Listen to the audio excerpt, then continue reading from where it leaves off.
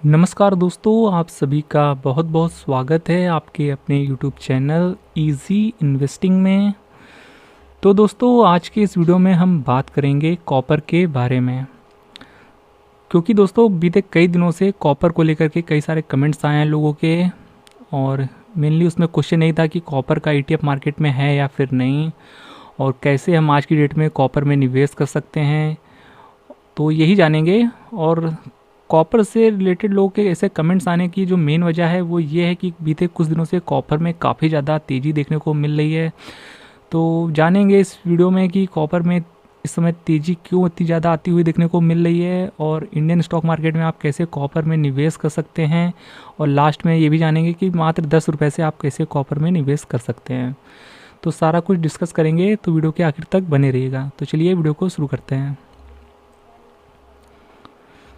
तो जैसा कि आप यहाँ पर चार्ट देख सकते हैं, कॉपर का चार्ट है, और यहाँ पर आप एक चीज़ देखेंगे तो बीते कुछ दिनों में यहाँ पर कॉपर में काफ़ी ज़्यादा उछाल आता हुआ देखने को मिला है। सिर्फ एक महीने में 18% की तेज़ी आई है, और 3 महीने में देखेंगे तो 31% तक की तेज़ी आई है। तो सबसे पहले बात कर लेते हैं इस तेज़ी की वजह क्या है, उसको सबसे पहले देख लेते हैं। तो यहाँ पर देखिए, जो तेज़ी की जो सबसे बड़ी वजह है वो आप यहाँ पढ़ सकते हैं। और वो तेज़ी की वजह ये है कि ग्लोबली इस समय काफ़ी ज़्यादा जो कॉपर की डिमांड है वो बढ़ती हुई देखने को मिल रही है, जो कि आप यहाँ पढ़ सकते हैं। और उतना ज़्यादा प्रोडक्शन हो नहीं पा रहा है, उतनी डिमांड जितनी है उतनी सप्लाई यहाँ पर हो नहीं पा रही है, जिस वजह से यहाँ पर हाई डिमांड के चलते यहाँ पर कॉपर में बहुत उसके प्राइस में तेज़ी देखने को मिल रही है। और आने वाले जो ये 2026 है, पूरा ये साल जो है पूरा, इसमें भी हाई डिमांड के चलते और भी तेज़ी आ सकती है इसके प्राइस में। वो एक्सपर्ट्स का ऐसा ही कुछ कहना है, जो कि आप यहाँ पर पढ़ सकते हैं। तो 2026 में एक्सपर्ट्स का यही कहना है कि कॉपर में और भी तेज़ी आ सकती है। कॉपर को लेकर 2026 में एक्सपर्ट्स काफ़ी ज़्यादा बुलिश नज़र आ रहे हैं, जो कि आप यहाँ पढ़ सकते हैं। बाकी क्योंकि यहाँ पर कॉपर का जो यूसेज है वो काफ़ी ज़्यादा है, बहुत सारी इंडस्ट्रीज़ में इसका यूज़ होता है, जो कि आप यहाँ देख सकते हैं। रिन्यूएबल एनर्जी से जुड़ी हुई जो जितनी भी चीज़ें हैं उसमें इस्तेमाल होता है, और यहाँ पर सोलर पावर प्रोजेक्ट्स में, और यहाँ पर देख सकते हैं और भी चीज़ें हैं, लाइक यहाँ पर जो इलेक्ट्रिक व्हीकल्स है उसमें भी, और यहाँ पर चार्जिंग स्टेशंस, इन सभी जगहों पर कॉपर का इस्तेमाल होता है। और एआई में तो बहुत बड़ा यूसेज है। तो आपको पता ही होगा कि ये सारी चीज़ें इन फ्यूचर और भी ज़्यादा बढ़ने वाली है, तो जाहिर सी बात है कॉपर का और भी ज़्यादा इस्तेमाल होगा, और भी ज़्यादा डिमांड बढ़ती हुई देखने को मिलेगी। और जो कॉपर का प्रोडक्शन है वो इतना ईजी नहीं होता है, तो जिस वजह से ऐसा नहीं कि फ्यूचर में बहुत ज़्यादा सप्लाई बढ़ जाएगी कॉपर की, ऐसा भी नहीं है। तो डिमांड तो डेफिनेटली बढ़ने वाली है। तो ड्यू टू हाई डिमांड आने वाले समय में इसका प्राइस काफ़ी ज़्यादा ऊपर जा सकता है, ऐसा मार्केट एक्सपर्ट्स का कहना है। तो ये तो बात हो गई डिमांड की। तो अब बात कर लेते हैं कि क्या मार्केट में, जो लोगों के कमेंट्स थे कि क्या मार्केट में यहाँ पर सिल्वर की तरह या गोल्ड की तरह कॉपर का ईटीएफ है, तो इसका सीधा जवाब है नहीं। आप जैसे सिल्वर में, इंडिया में सिल्वर ईटीएफ के थ्रू निवेश कर सकते हैं, लाइक सिल्वर 20, और गोल्ड में गोल्ड में अगर निवेश करना चाहते हैं तो आप गोल्ड 20 के थ्रू कर सकते हैं। पर ऐसा आप कॉपर में नहीं कर सकते, क्योंकि कॉपर का एक पर्टिकुलर कोई ईटीएफ नहीं है मार्केट में जिससे आप सीधे कॉपर एज अ कमोडिटी में आप निवेश कर सकें। उसके लिए आपको डिफरेंट स्टॉक के थ्रू ही निवेश करना होगा, और स्टॉक थोड़े से ज़्यादा रिस्की होते हैं, जिस वजह से हम बिल्कुल भी रिकमेंड नहीं करना चाहेंगे, क्योंकि हमारा चैनल ही ईटीएफ के ऊपर है। तो स्टॉक काफ़ी ज़्यादा वोलेटाइल होते हैं और काफ़ी ज़्यादा रिस्की होते हैं, पर बताना चाहेंगे कि कौन से ऐसे स्टॉक हैं जो कि कॉपर में तरीके से आप निवेश का ऑप्शन प्रोवाइड करते हैं। तो एकमात्र कंपनी जो कि कॉपर का यहाँ पर माइनिंग करती है वो है, देखिए, हिंदुस्तान लिमिटेड, जो कि लिस्टेड है। और ये एकमात्र कंपनी है जो कि एक तरीके से यहाँ पर कॉपर का माइन करती है और प्रोड्यूस भी करती है। और बाकी यहाँ पर हिंदाल्को इंडस्ट्रीज़ भी है, वो भी यहाँ पर कॉपर में थोड़ा बहुत काम काज है इनका, एल्युमिनियम के साथ साथ। फिर यहाँ पर वेदांता आपको देखने को मिल जाती है। तो ये कुछ ऐसे स्टॉक्स हैं जिनके थ्रू आप कॉपर में निवेश कर सकते हैं, पर स्टॉक काफ़ी ज़्यादा वोलेटाइल होते हैं, और ये ऑलरेडी बहुत ज़्यादा चल भी चुके हैं। तो कोई भी एक्शन परफॉर्म करने वाले हैं तो एक बार अपने फाइनेंशियल एडवाइज़र की हेल्प लेने के बाद ही करें, और स्टॉक बहुत ज़्यादा रिस्की होते हैं। तो और दूसरा ऑप्शन है, वैसे तो हम बताना नहीं चाहते, पर देख लीजिए, वो है फ्यूचर एंड ऑप्शन। उसके थ्रू भी आप कॉपर में निवेश कर सकते हैं। निवेश क्या, आप ट्रेड कर सकते हैं। तो यहाँ पर तो और भी ज़्यादा रिस्क होता है। यहाँ पर तो 10 में से 9 लोग का तो लॉस होता है, ऐसा डेटा बोलता है। तो इसके बारे में तो हम बिल्कुल भी नहीं कहना चाहेंगे, ये तो इसको आप भूल ही जाइए एक तरीके से। बाकी अब चलिए देख लेते हैं कि ETF के थ्रू आप कैसे 10 रुपये से, मात्र 10 रुपये से आप कॉपर में निवेश कर सकते हैं आज की डेट में, वो हम देख लेते हैं। तो यहाँ पर आपको इस्तेमाल करना होगा निफ्टी मेटल ETF का, जो कि आपको कई सारे मार्केट में निफ्टी मेटल ETF देखने को मिल जाते हैं। लाइक अभी ग्रो का निफ्टी मेटल ETF आया है, जो कि मात्र आपको 10 रुपये में, 10 रुपये 86 पैसे में मेटल इंडेक्स में निवेश करने का ऑप्शन देता है। आप इसी टाइप का कोड भी आप यहाँ पर देख सकते हैं।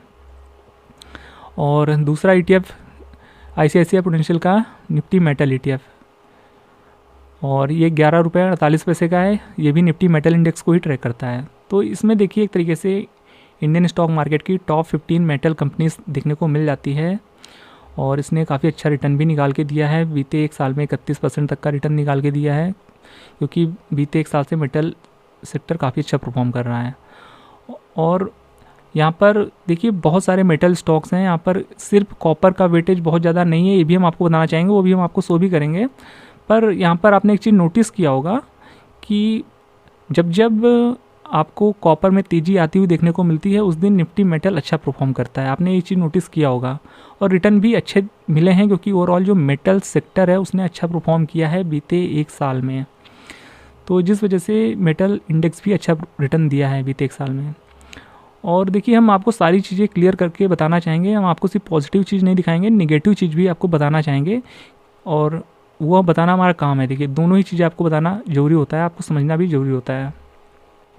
तो देखिए आज की डेट में अगर आपको कोई कह रहा है कि आप सिर्फ मेटल ETF इस वजह से खरीद लीजिए कि यहाँ पर आपको कॉपर में निवेश करने का ऑप्शन मिल रहा है, तो देखिए ऐसा बिल्कुल भी नहीं है कि आप इस ETF में निवेश कर देंगे तो आप जो कॉपर है उसको पूरी तरीके से कवर कर लेंगे, ऐसा बिल्कुल भी नहीं है। वो क्यों हम ऐसा कह रहे हैं वो भी हम आपको बताना चाहेंगे। क्योंकि देखिए निफ्टी मेटल में अगर आप जाएंगे NSE की वेबसाइट पर, तो आप देख पाएंगे यहाँ पर जो कॉपर का वेटेज है वो काफ़ी कम है। देखिए 2.13% का है सिर्फ। बाकी का देखेंगे तो बहुत ज़्यादा है। स्टील्स, आयरन का 43%, एल्युमिनियम 19%, और बाकी देख सकते हैं। पर यहाँ पर कॉपर का काफ़ी कम वेटेज दिखा रहा है, 2.13% का। ऐसा क्यों है वो भी हम आपको दिखाना चाहेंगे। तो इस ETF में आएंगे, जो कि निफ्टी मेटल का ही ETF है। नीचे आएंगे तो यहाँ पर आप इसका जो होल्डिंग्स है उसमें देखेंगे, तो यहाँ पर हिंदुस्तान कॉपर का वेटेज सबसे कम है। देखिए 1.46% का ही वेटेज है, देख सकते हैं।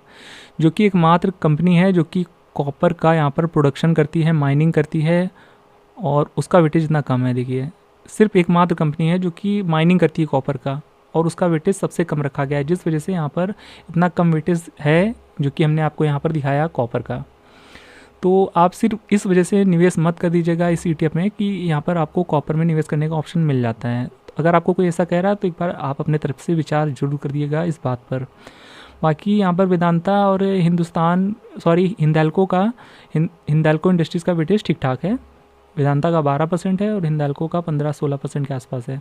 इनका वेटेज ठीक ठाक है, पर ये पूरी तरीके से यहाँ पर कॉपर में इनका कामकाज नहीं है। इनके और भी सारे कामकाज हैं, इस बात का भी ध्यान रखिएगा।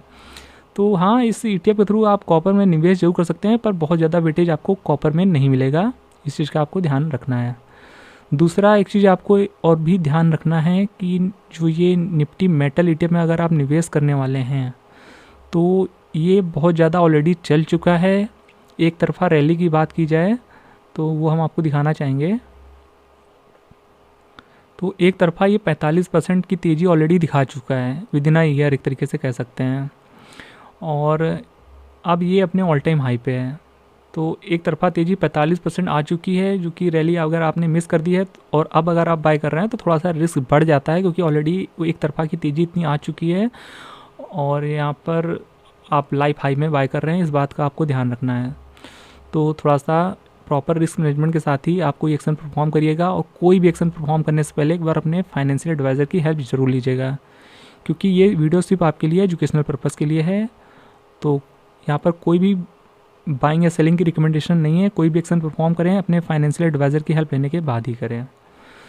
तो देखिए यहाँ पर हमने आपको जितने भी इन्वेस्टमेंट ऑप्शन अवेलेबल हैं हमने बता दिया है, जो कि ETF ही सबसे सेफ ऑप्शन होता है।